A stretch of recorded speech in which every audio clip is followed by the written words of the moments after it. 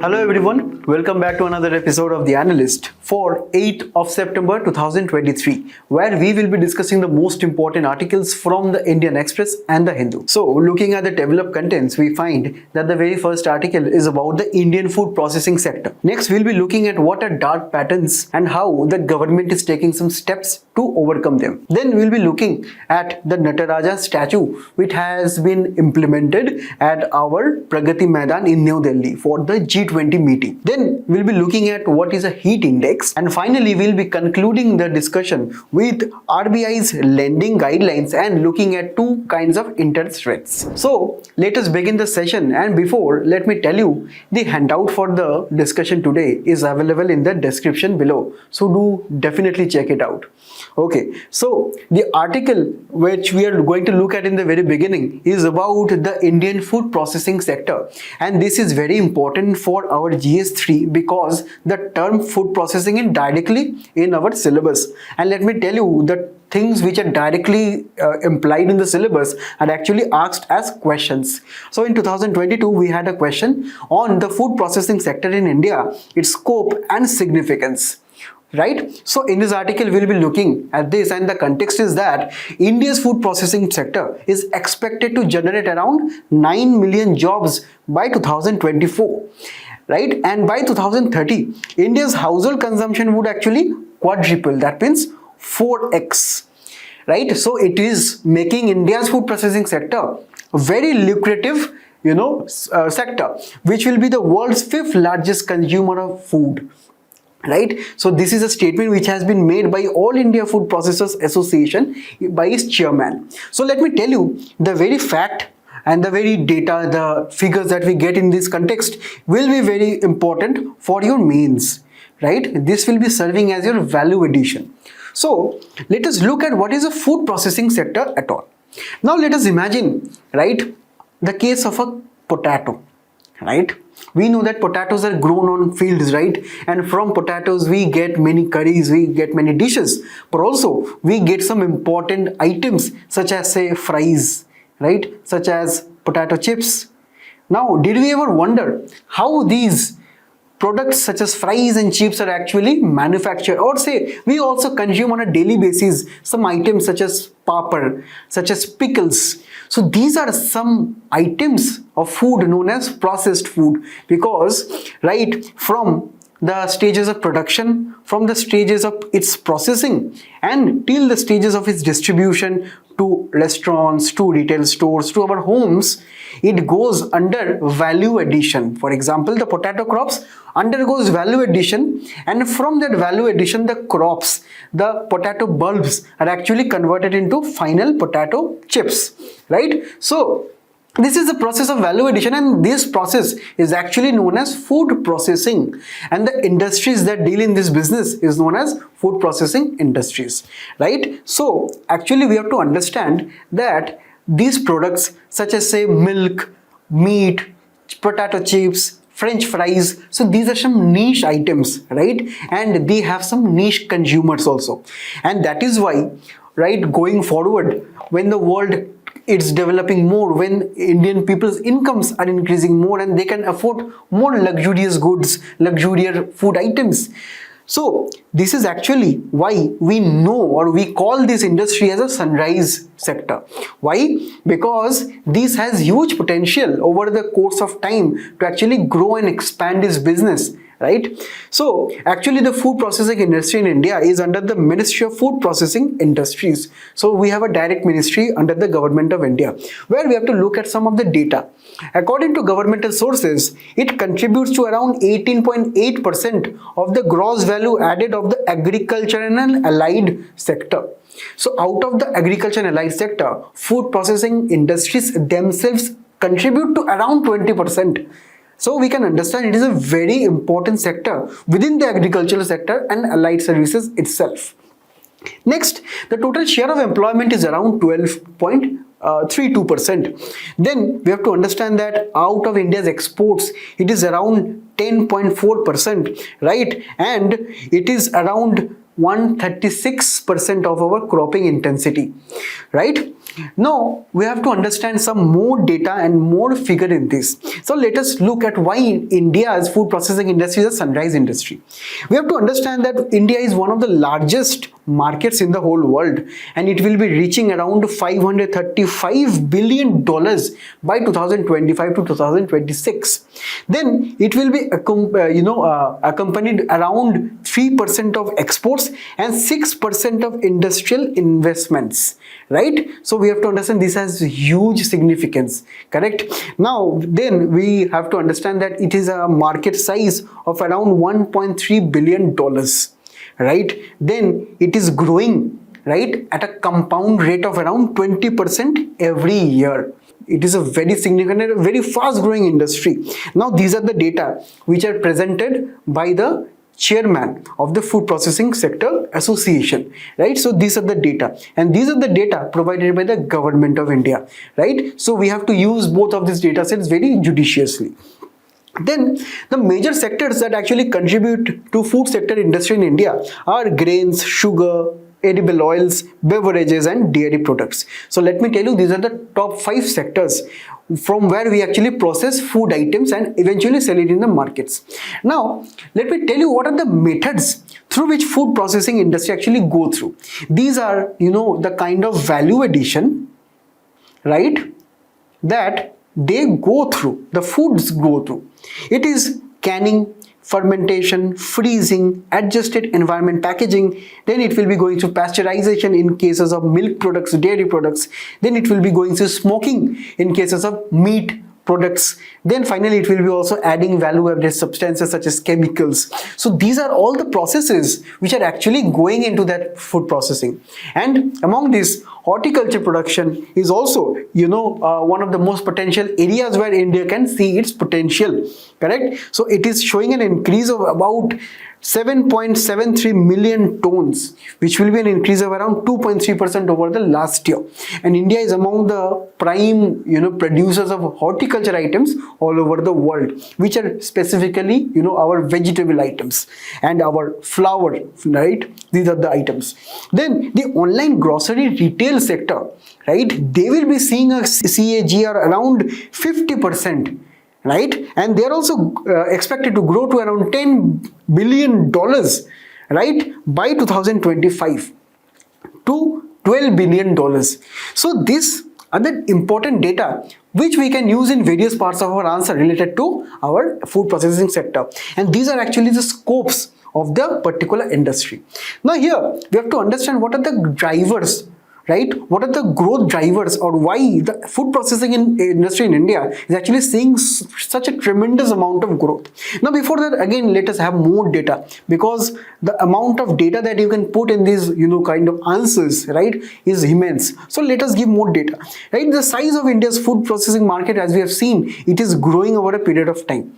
Correct? Then India versus world, if you can see, right, we can have a brief amount of comparison between countries such as Germany, China, US, Brazil and India, right? Then the categories of food processing we have already seen, right? So these are the shares, or the market shares to look at. Then the state-wise share in food processing industry, we have to see the amount of states which are in ranking are Maharashtra, Tamil Nadu, Karnataka, Uttar Pradesh and Gujarat. So these are the details which we'll be getting in the handouts. So please do have special attention for this amount of data and figures. And let me tell you, if you present the amount of facts and figures in the examination in this format itself, in this pie pizza format itself, so it will be very lucrative and presentive in your answers also. Now let us understand what are the growth drivers. The first is that India is an agri-commodity hub. According to various government reports, right, India is the world's largest producer of spices, milk and pulses. India is also the world's second largest producer of tea and sugarcane. And India is also the second largest producer of food grains, fruits, vegetables. So we have an agri-commodity hub, right? We are producing, right, a huge amount of crops from where we can process them, correct? The second driver is that we know India already has the world's largest population. It is around 1.3 plus billion strong. So there are huge consumer base, right? And Indian consumer spending is expected to grow to around $6 trillion by 2030. So this is a great potential, right? This is a great potential because the markets, the producers, the firms, the retail shops, they can expect that the consumers will be buying more and more processed food. Then the consumers' preferences are also changing ever since the 1991 liberalization reforms in India, because we opened our gates to globalization. Now we have to understand that pizza, burgers, biryani is pan-India, right? So what was present at one country, at one state, at a particular point of time is now available in each and every corner of our world, of our country. So due to globalization, due to mass reforms in the economic sector, Indian consumers are actually giving more preference to say meat items, to say eggs, to say high value foods, even to some new trends in food such as vegan food. So these are actually available by the food processed, right? So this is also a very important consideration.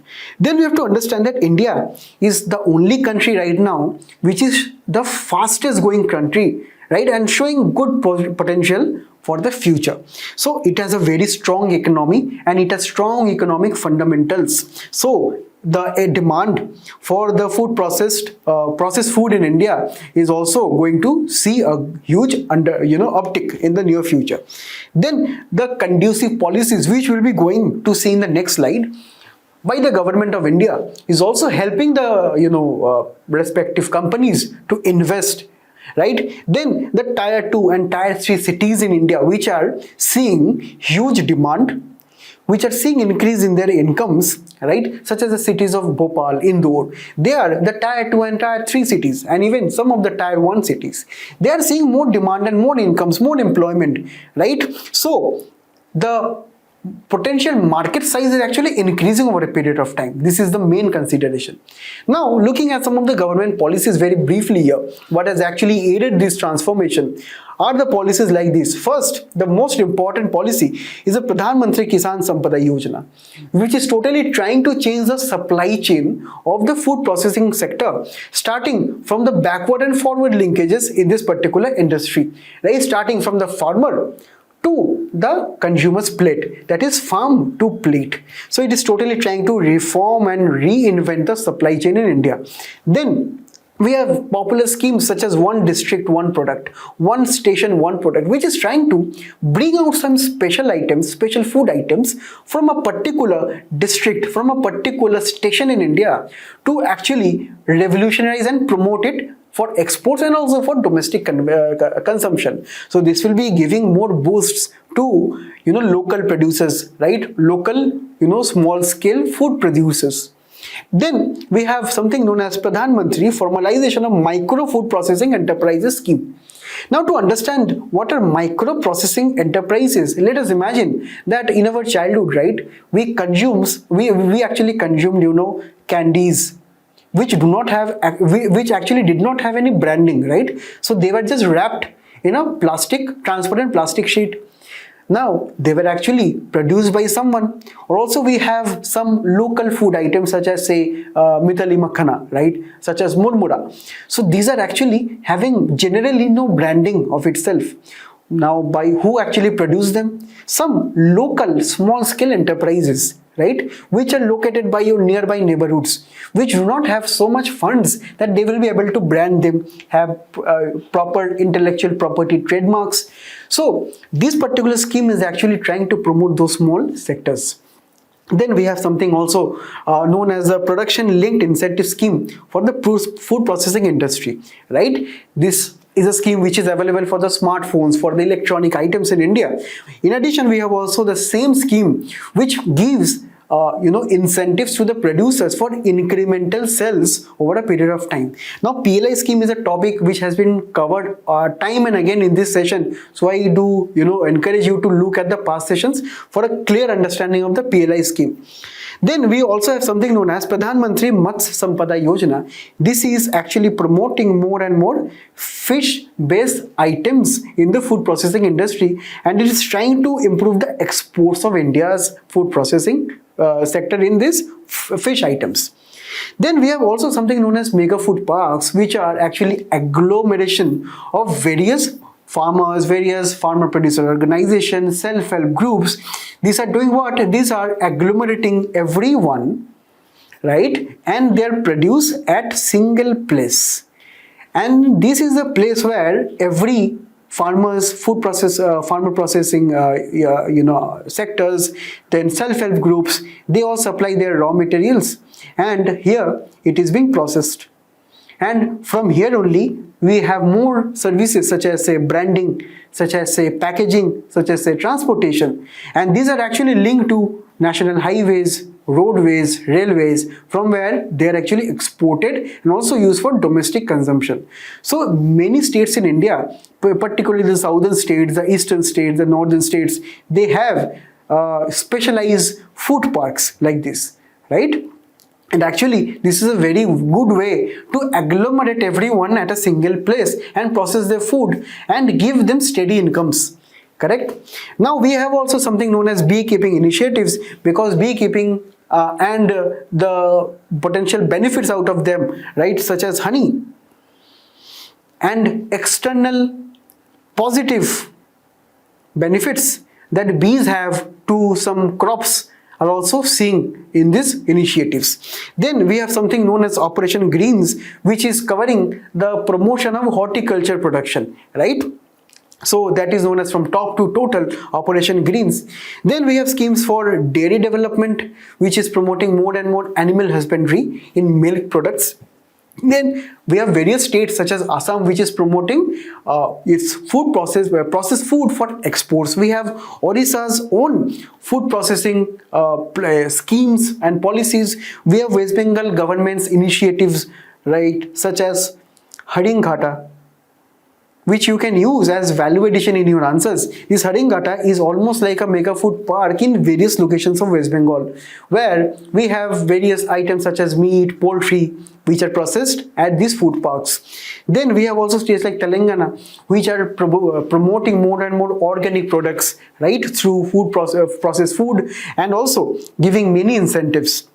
Then we have also an important bill, right, known as the Tea Promotion and Development Bill, which will be trying to enhance exports and promotion of tea abroad and in India also. Then in India we have 100% FDI, which is via automatic route in India. In addition, we have also 100% FDI through government approval for trading, including through e-commerce. So if we have any option in prelims that for all sectors, for all items, there is 100% of FDI in food processing food in India, but it is not for e-commerce, right? Then if I give you some statistics, it has actually attracted $4.18 billion of FDI from 2014 to 2020, just in a matter of 6 years. Then India is also trying in this particular year of G20 to make India, to transform India, right, into a global hub for Sri Anna, or which is known as also millets. So these are all the schemes that are related to food processing industries. Now, what is needed to promote this even more? We need better farm reforms, such as land reforms, such as better inputs for farmers, such as better seeds, better fertilizers, right, organic fertilizers. We need good amount of farmer reforms. If it is possible, we can also consider corporate farming, right? This will be involving startups in agriculture also, which is known as agri-startups. We have to invent and reinvent the use of technology, using drones, using automated devices, using artificial intelligence, to have more and more farm outputs. Then we have to understand that this is a very industry-centric sector, food processing industry. So we need better investments. We need more startups in this scheme, right? We also have startups, right? Many startups are actually coming out in this sector, right? So we need better investment. We need more and more hand-holding to industries, particularly the startups and the MSMEs also. Then we have to address structural issues in the economy, such as addressing inflation, right? Such as we have to skill people in, say, sophisticated processing food. Then we have to also improve our infrastructural bottlenecks. For example, we have deficient amount of roads, highways. So these are also the things we have to take care of. And finally, we should be aiming to increase its GDP contribution from 8% to 20% by 2030. So these are all the things that we need to be taking care of. Then we have to understand in the next article, it is concerning about GS2, where it is about governmental policies and interventions for development in various sectors and issues arising out of this. And here we will be concerned about the consumer sector and their rights.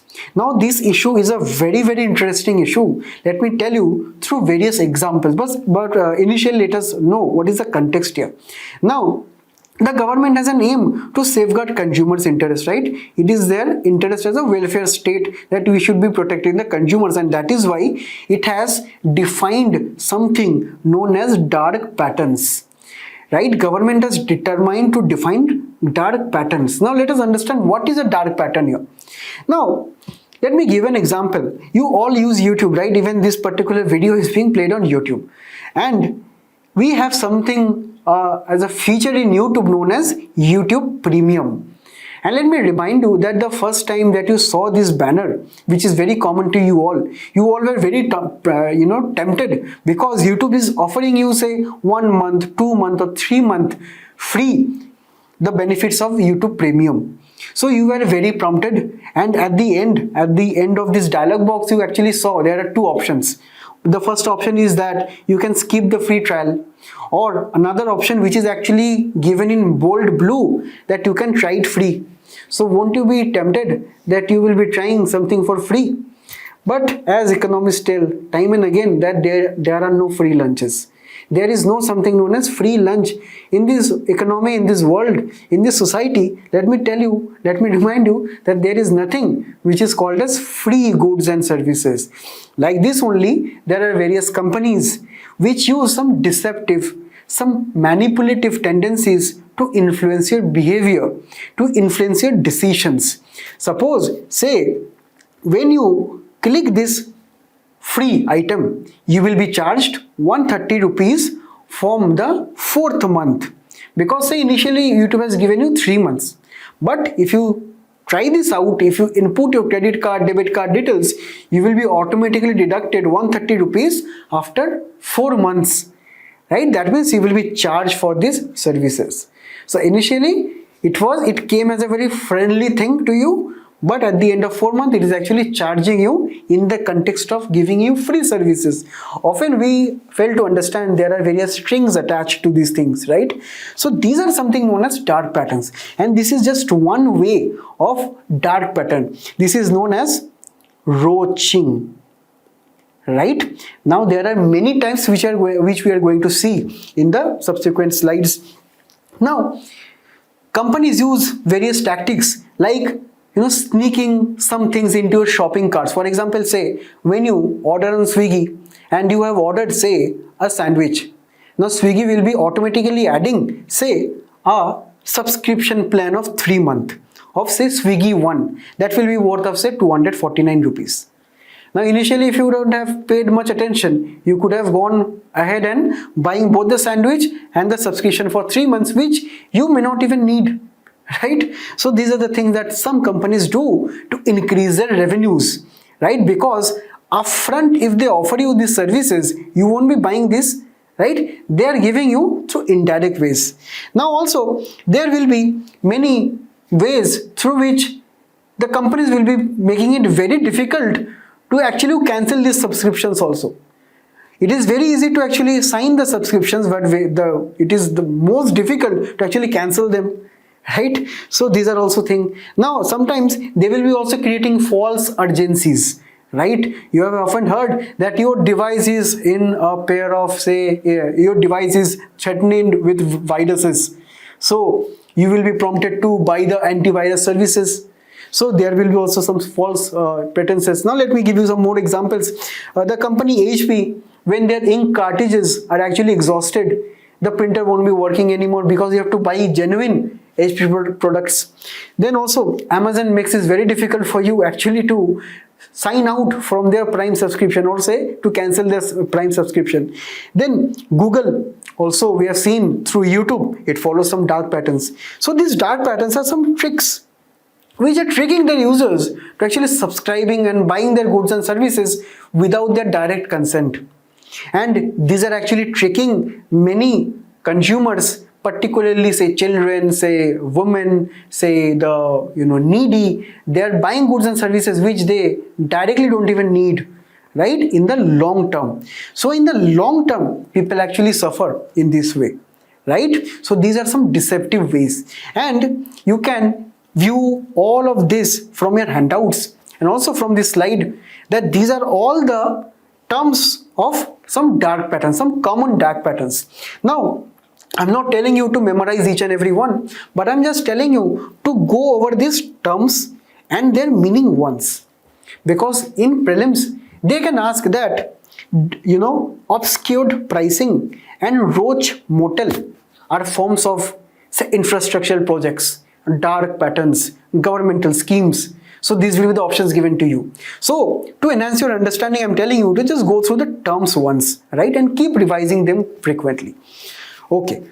Now, Government of India have observed that this is a practice which is going on in the market, and government will be definitely, stepping in. And that is why it has released some draft document via the Department of Consumer Affairs. The objective is to clearly identify and define some tactics which are followed by these companies. And they have given this 10 list of dark patterns according to Indian government. And again, I tell you to please go through all the terms and their meanings briefly. You can understand easily, but do not try to memorize them because it will not have too much of value. What can be that? It can be UPSC can be asking you questions that what are these terms related to, right? Okay. Now, what the government has done in this draft is defining everything, and also it has defined that it is under consumer rights under Section 2, Subclause 9 of the Consumer Protection Act of 2019, right? It has brought these definitions in consultation with various e-commerce platforms, law firms, government, and voluntary consumer organizations, right? Now, what is the definition that they came up with? Dark patterns are such practices or deceptive design patterns using user interface, right, interactions on any platform which are designed to mislead or trick users to do something they originally did not intend to do, or by subverting or impairing the consumer autonomy and decision making. Because in this you lose your autonomy and decision making because it is tempting you to do something else, right? And this is amounting to misleading advertisement or unfair trade practices, correct? And this will be once applicable, it will be applicable to all platforms which are offering goods and services in India, whether online or offline, and all advertisers and sellers in India. So in the next article, we are going to look over something very interesting known as the Nataraja statue, right? This is very important because in GS1, we have something known as Indian art and culture. And also, there is a direct PYQ, or you can indirectly say that, right? It is a PYQ from 2013, which is talking about, discuss the Tandava dance as recorded in early Indian inscriptions. So indirectly, Tandava dance has a direct correlation with the Shiva's Nataraja form, because the form, the structure, the poise, the posture of the statue is in a Tandav dance form. So let us understand what is the context here. The context is that this particular statue has been crafted with great finesse, and it is the main purpose for this is to greeting the G20 leaders in front of the Bharat Mandapam, which is the Pragati Maidan's entry, right? And this will be a magnificent 27-foot Nataraja statue. It will be the tallest statue of Lord Shiva's dancing form in the entire world. Now let us understand what is the history behind this, right? This is a very famous statue which will be installed at Bharat Mandapam, and it is made up of Ashtadhatu, which just means 8 alloys. So It has been made out of 8 alloys, and let me tell you, Srikanda Sthapati, who is from the Thanjavur district of Tamil Nadu, and his brothers, they claim that they are the direct descendants of the Chola dynasty, right? Of the Cholas. So they have actually took the initiative of constructing, or this entire statue.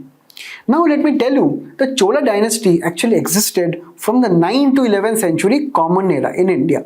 And by now you have read about Cholas definitely, that they were one of the most prominent Indian kings who actually went right overseas as far as to Indonesia, right?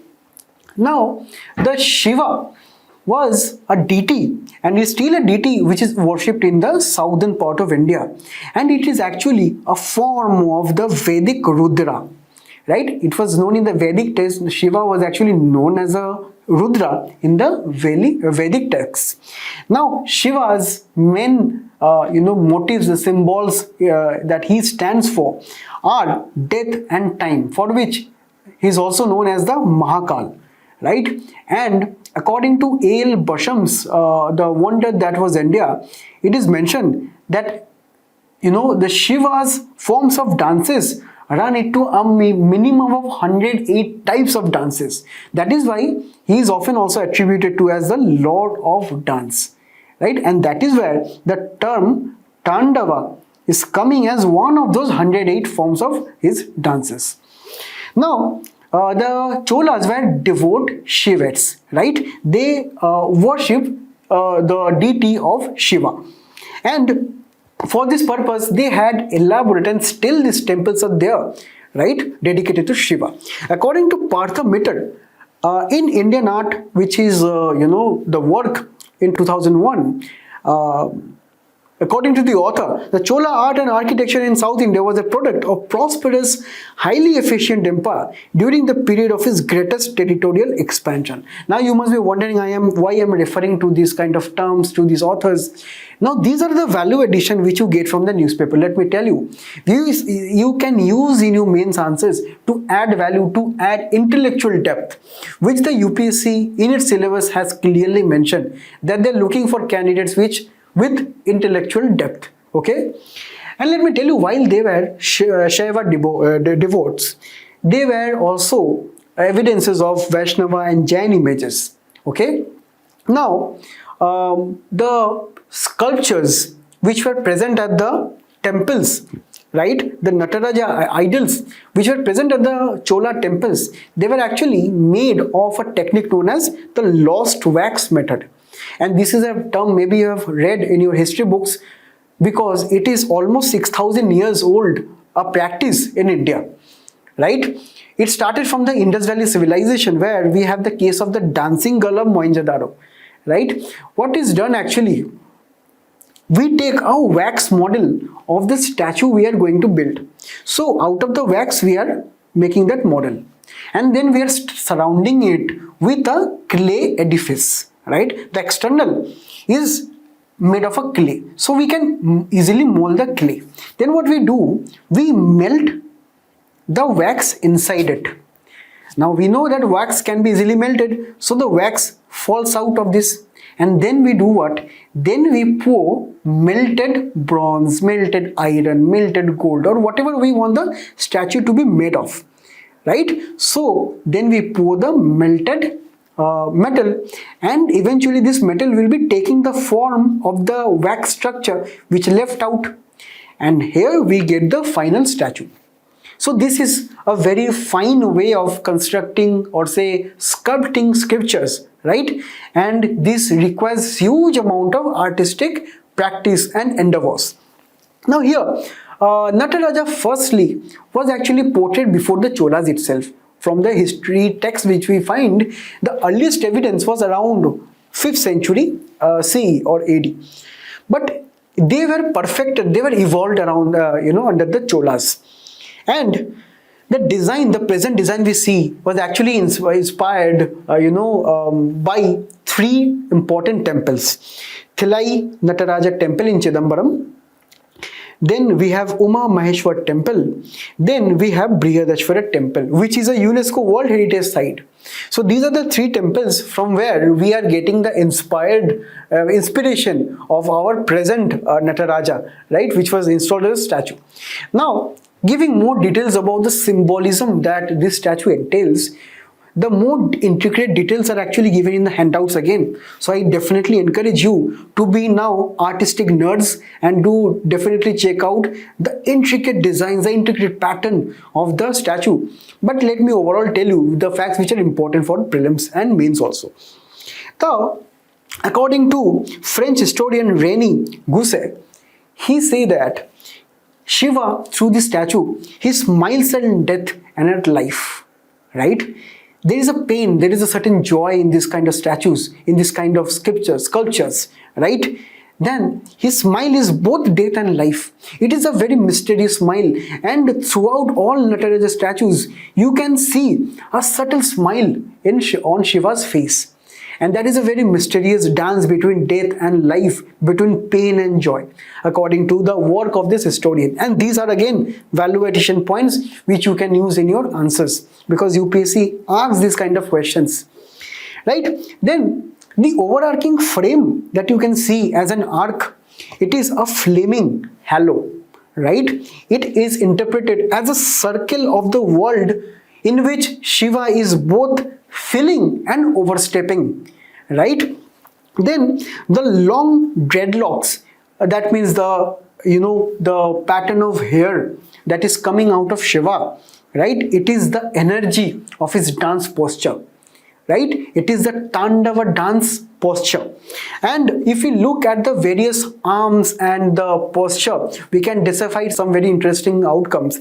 The upper arms of the Shiva is carrying a damru, which is, which Shiva is using to actually attract all the creatures to come and witness his dance, to come and witness his majestic dance. Then the other arm, the other upper arm is actually carrying Agni, that is symbolizing destruction, which can wreak havoc around the entire world. And even the Tandava dance is also construed as a very destructive dance. The front arms signifies the Abhaya Mudra, which means that while Shiva, through his upper arms, can be destructive and be very luring also, the front arms are signifying a very welcome, or it is showing a very affirmative way to actually destroy the fear in people's hearts. So it is showing a different symbols through the front arms. And also the other arm is actually pointing to Shiva's left raised feet. As we can see, the left feet is raised up the ground and the other arm is actually pointing to the raised feet. And it is actually symbolizing that the followers of Shiva's should be, seeking refuge under his feet, right? And the right feet, if you can see, is actually over a certain creature, over a certain dwarf-like creature. Now this is actually symbolizing that this particular figure is Maya or illusion, that every person in the entire world should be overcoming the illusion in their lives, right? So this is the very glorious symbolism that is entailed in this particular figure. Now with this we come to the next article, where we are discussing the very interesting concept of heat index and how to measure them, because in the prelims examination we have something known as Indian and world geography.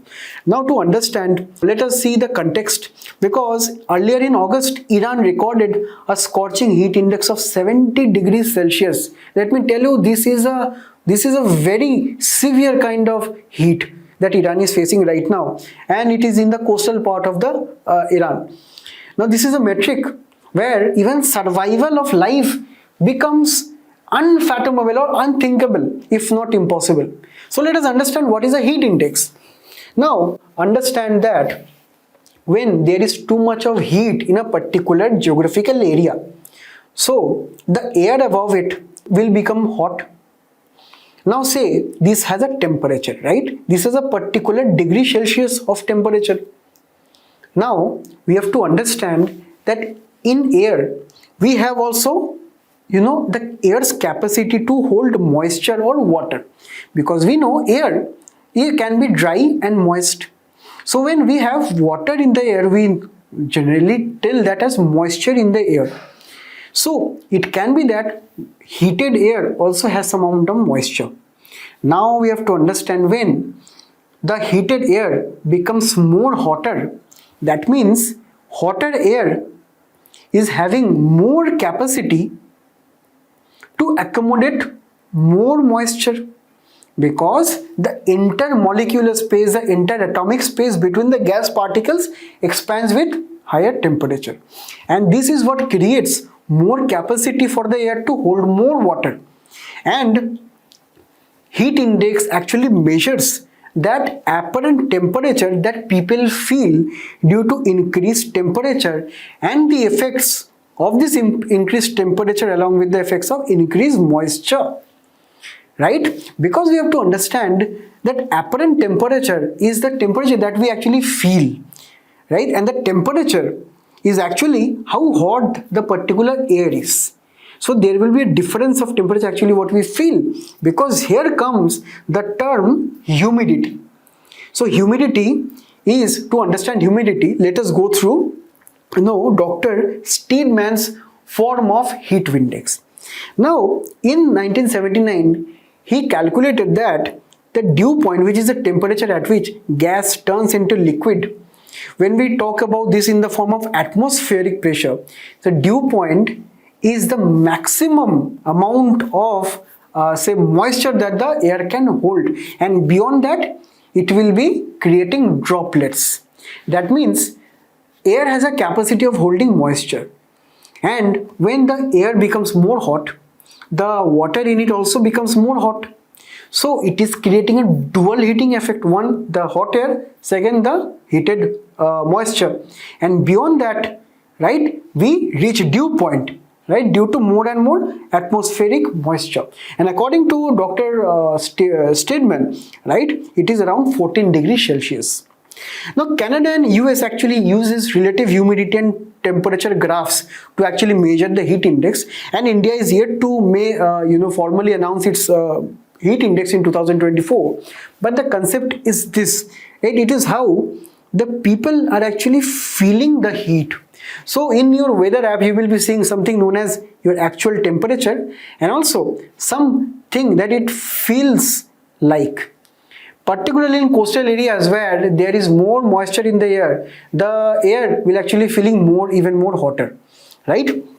So what will be the impact? Impact is that humidity or higher humidity will be more higher during hot times, specifically during heat waves, right? And heat index at that particular time will be more than actually what is the temperature of the hot air.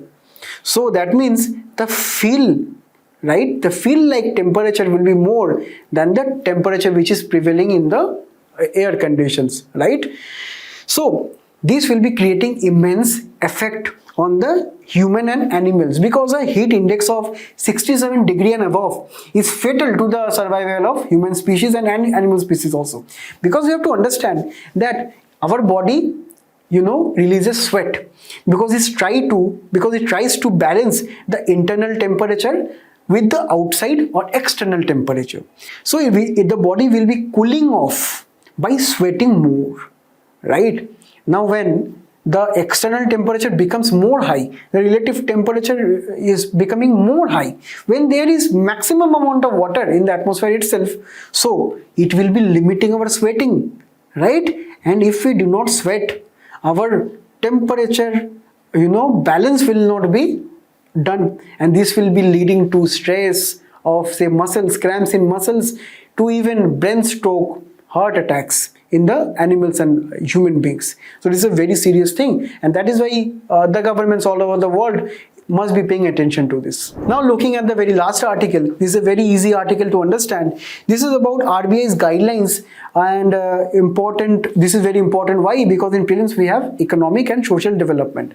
Now on August 18th, right, the last month, RBI released some guidelines for some sectors of the economy, specifically for some borrowers, the RBI allowed the banks to offer the option to the borrowers to switch from amount of fixed interest rate to floating interest rate and vice versa.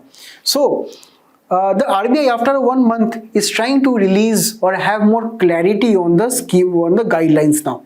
Now, without going into too much of the guidelines, before let us understand what are the differences between fixed and floating interest rate.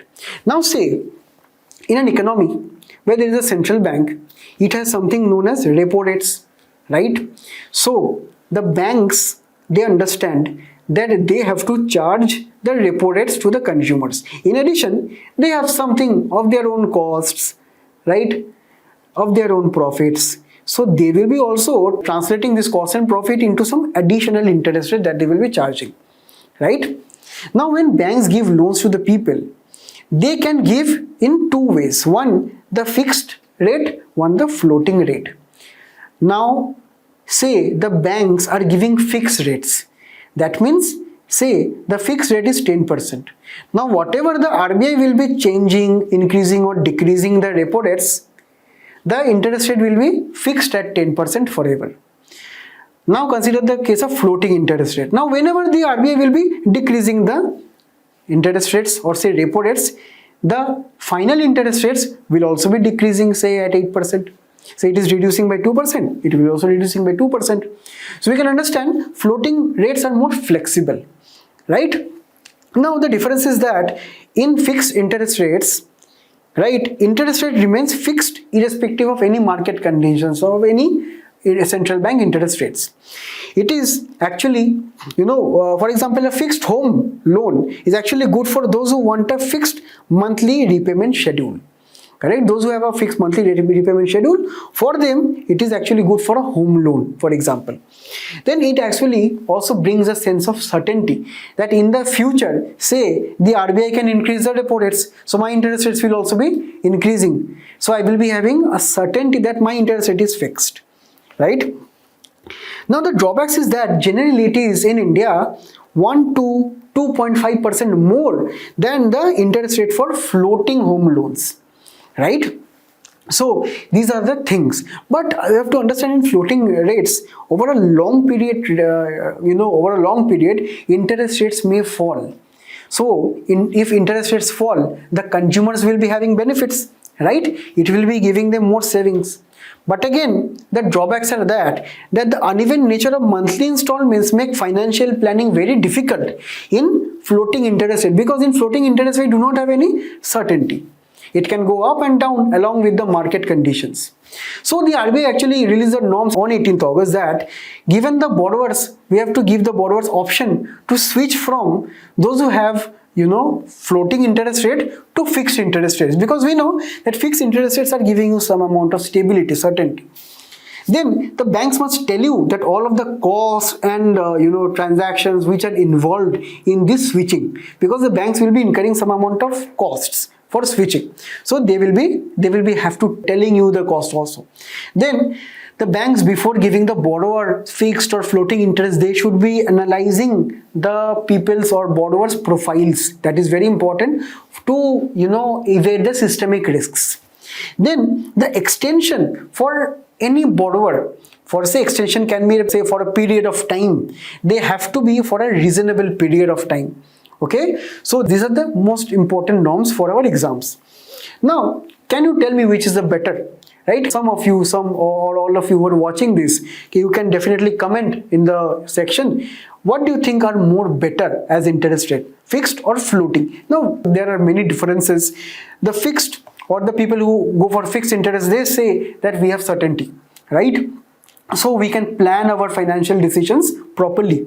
Right? Or those who are on the floating side, they say that no one knows about the future. It can be that the interest rate actually declines because over a period of time economy actually improves. Now the debate is actually open, but these are the things, these are the grounds that you can argue on, and even there can be some questions in prelims also. Right? So with this, I conclude today's discussion. I thank you all for being a very intent audience, and I hope all the best for your future endeavors. Thank you.